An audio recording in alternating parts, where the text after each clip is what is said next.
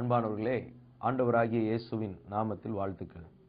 தேவனுடைய வார்த்தைக்கு நேராய் நாம் கடந்து செல்வோம். 1 யோவான் 3ஆம் அதிகாரம் 8ஆம் வசனத்தை நான் வாசிக்கிறேன். பாவம் செய்கிறவன் பிசாசினால் உண்டாயிருக்கிறான். ஏனெனில் பிசாசானவன் ஆதி முதல் பாவம் செய்கிறான். பிசாசினுடைய கிரியைகளை அழிக்கும்படிக்கே தேவனுடைய குமாரன் வெளிப்பட்டார். ஆண்டவர் இந்த வானத்தையும் பூமி உண்டாக்கின தேவன் மனிதனாய் இந்த உலகத்தில் வந்தார்.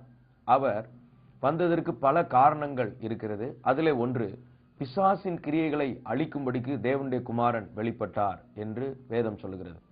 ஆண்டவர் இயேசு இந்த உலகத்தில் வந்ததின் பல காரணங்களில் ஒன்று, பிசாசின் கிரியைகளை அழிக்கும்படிக்கு அவர் வெளிப்பட்டார். பிசாசு பல கிரியைகளை செய்கிறான். தீமை செய்கிறவனாய் இருக்கிறான்.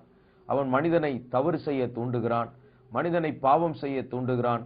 மனிதனுக்குள் இருந்து அவர்களுடைய சிந்தனையை ஆட்கொண்டு அவர்களை தேவனுடைய வழியை விட்டு பிரித்து அவனுடைய வழிக்கு ஜனங்களை திசை திருப்புகிறான்.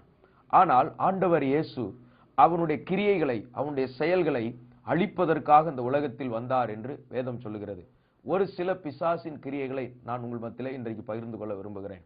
இந்த பிசாசின் கிரியைகளை அழிப்பதற்காக ஆண்டவர் இயேசு இந்த உலகத்தில் வந்தார்.